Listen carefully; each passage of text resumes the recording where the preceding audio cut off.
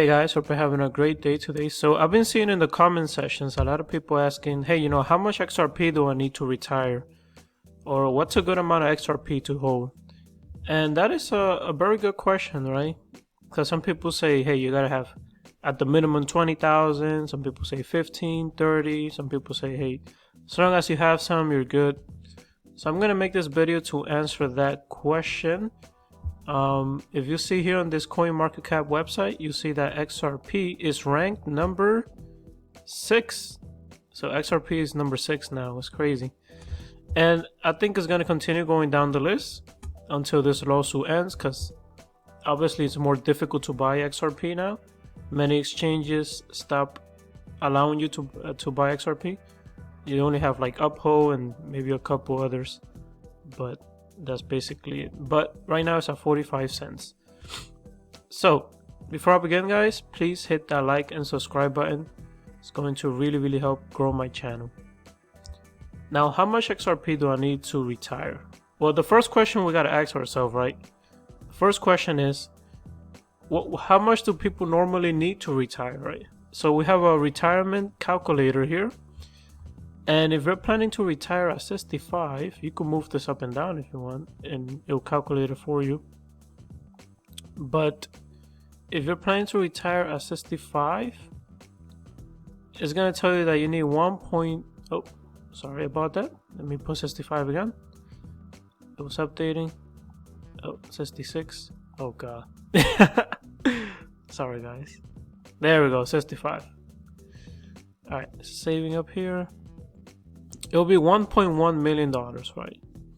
And the way they basically calculate this, they say, hey, you know what? You're gonna need about 71,000 per year. That's a good amount of money to have. Therefore, you're gonna need $1.1 million to retire.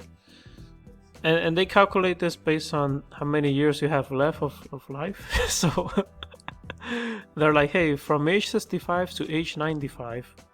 I don't know who's gonna. I think most people do not make it to 95, but okay. From 65 to 95, you're gonna need $1.1 million. All right, sounds good. What about if you want to retire a little younger, right? I'm in my late 20s, so let's say I want to retire when I'm 35. Let's see what happens. How much do I need if I'm 35 and I want to retire? Let's see, it's calculating here, saving. This is super slow. But oh goodness, look at this. 4.8, almost $4.9 million. Let's just say $5 million. If you retire at 36, you're gonna need $5 million to retire. But is this true? Do you really need $5 million to retire, right? 36 to 95? I think this is absolutely false. You do not need this much money. And I'm gonna show you why. Look into this. Look at this. The average millionaire filed for bankruptcy 3.5 times in their whole lifetime. Isn't that crazy? You think about millionaires and you're like, wow, they got their life together. They're fine. They got the best credit score, the best everything you could say. But as you can see here in this title, the average millionaire filed for bankruptcy 3.5 times in their whole lifetime. So check this out. This is very interesting here. They talk about 3 different facts here. It says the first fact that we saw on this website is that 7% of all the households in America are considered millionaires, right? So that means 93% of them are not considered millionaires. Always look at the inverse number. If they say 7%, it means that 93% are not. This may seem like a lot of millionaires in America, and becoming a millionaire is not that far out of reach for the majority of Americans today. So that's the first fact, right? The second fact we wanted to share from this website is that the majority of millionaires are self-made. About 80% of millionaires made their money on their own, while only 20% of millionaires inherited their millions of dollars. All right, 80%. So I would say about 5% of people actually became millionaires, and they didn't inherit the money. All right. The third fact, and this is a very interesting fact, right?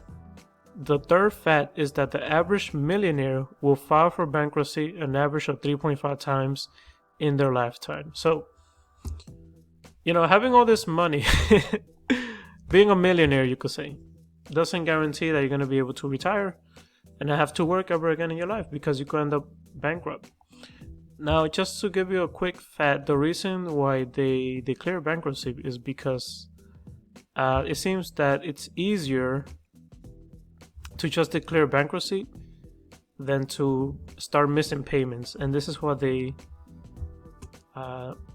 mention in this portion here. It says, it is a common misconception that filing for bankruptcy will decrease your credit score. In reality, for many of these millionaires that decide to file for bankruptcy, their credit score may actually start to improve dramatically after the bankruptcy process is finished. And then it continues, making missed payments, repossessions, and lawsuits can be much more damaging to one's credit score than filing for a bankruptcy. So people just prefer to file for bankruptcy.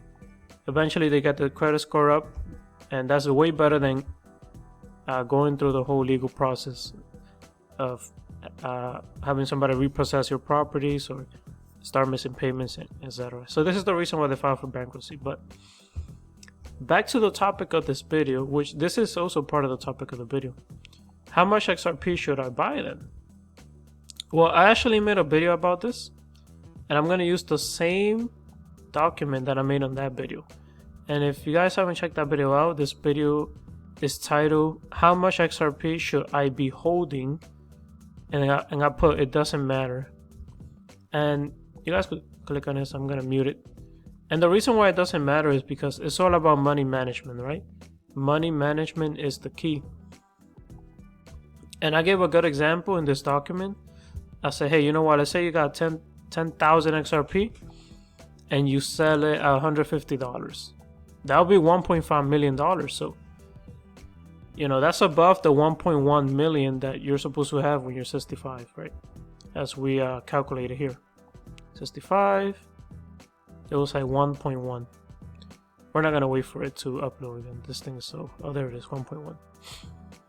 So you're like, okay, but I want to retire when I'm 30. When I'm 40. I'm gonna need like $3 million. You actually do not need $3 million. As a matter of fact, you don't even need $1.5 million. You could do it with way less. So in this scenario right here, I have somebody with 30,000 XRP selling it at $150, just like this one. But in scenario one, the person gets $1.5 million and they don't invest the money in anything. They just kind of use the money to pay the bills, entertainment, mortgage, whatever. Scenario two, even though the money is way less, it's still a good amount of money, even though the money is way less. You're going to have this person here, Mr. Sage, let's say, or you can insert your name here. You're going to have this person invest their money in stocks, real estate. There we go. Maybe have a business, or robo investors like Warfront, which I went over in this video as well. You guys could check that out. Let me see. Yeah, I went over it in this video, and I think I put a link on it as well. But yeah. So you could have a robo investor like Warfront. Actually, let me show you the website. I think it'll be beneficial. I have it here as well if you guys go to my about section. So this is what Warfront is. It's a robo investor. Should I log in so I can show you guys my account? Yeah, why not? I'm going to log in real quick. Alright, so I logged in, and this is my investment account in Warfront, and it's a very simple website. So basically, if you see this blue line, you see how it goes up in steps. This is how much I'm investing every month, right?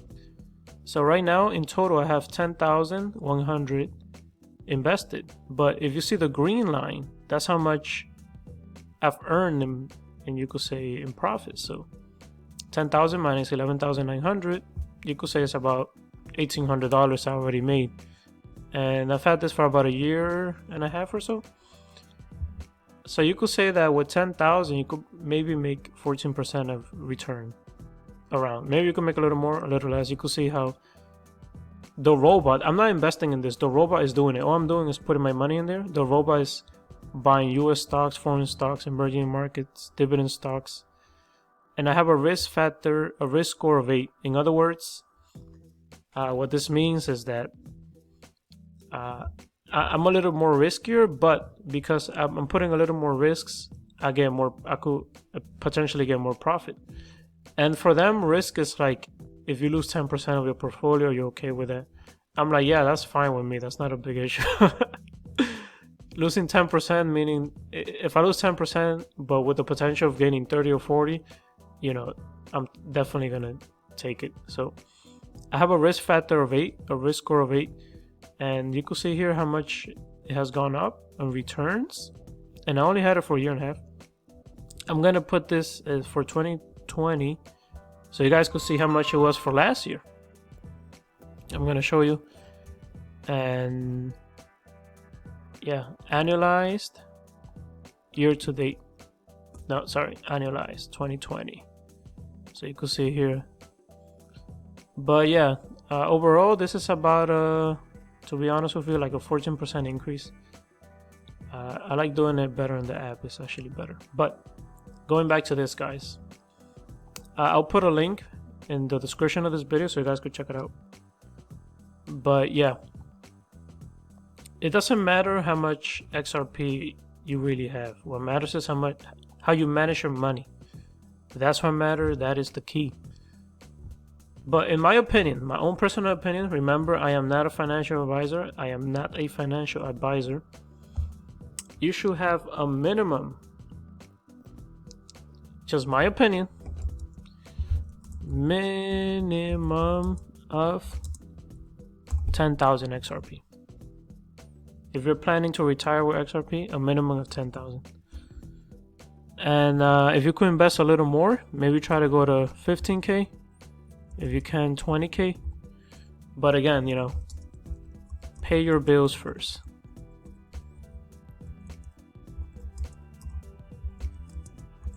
I think the worst thing will be for you to have a horrible credit score and have all this money, you can't get anything. Pay your bills first, you know, make sure you have a good credit score. One thing you do not want to do is invest all your money into one thing. In other words, like, I have $2 million, therefore I'm gonna buy a $500,000 house with cash. That's not a good thing, because now you're locking all that money in the house. It's better to just pay it off in the mortgage, and you have other money free that you could use to invest in different other things, in different things. So about a minimum, I'll say have 10K XRP. If you can, try to get 15 to 20K. And if you want more, it's up to you, but I think this is a good amount for a minimum. But again, remember, pay your bills. Very, very important. Alright guys, that is it for this video. If you like the content, please like, share, and subscribe. And remember, it's not about how much XRP you have. It's about how you end up managing that money. So you could end up having not even 1.5 million. Let's just say you end up having half a million, right? 500K. You could manage this money. If you know how to manage this money well, you could retire and not have to ever work again. I would probably invest like 200K. Like if I had to manage this money, I'll invest 200K in my Warfront account, which I'll show you. If it's giving me a 14% return every year, then that will be, if it gives me a 14% return, that will be 28K. I'm gonna get back in profit, right? Just with this money. I'll invest 100,000 in the stock market, stocks, and then with the other 200,000, you know, I could maybe put a little more in my Warfront. So instead of getting 28K, I could get a little more. But I could do so many different things. I could open a business if I want, like a laundromat, you know. But yeah, you don't need to have 1.5 million. You don't need to have 4.5 million. It's all about how you manage your money. Alright guys, thank you so much for watching. Stay safe out there, guys. XRP versus itself. Ripple is a private company. We have our shareholders. It's you can't trade Ripple shares, so to speak. XRP, look, we pay attention over the long haul. I tell the employees I don't think about it on 3 days or 3 weeks or 3 months. Taking advantage of what digital assets can do to make transactions more efficient, I think, is a journey we'll be on for a decade or two.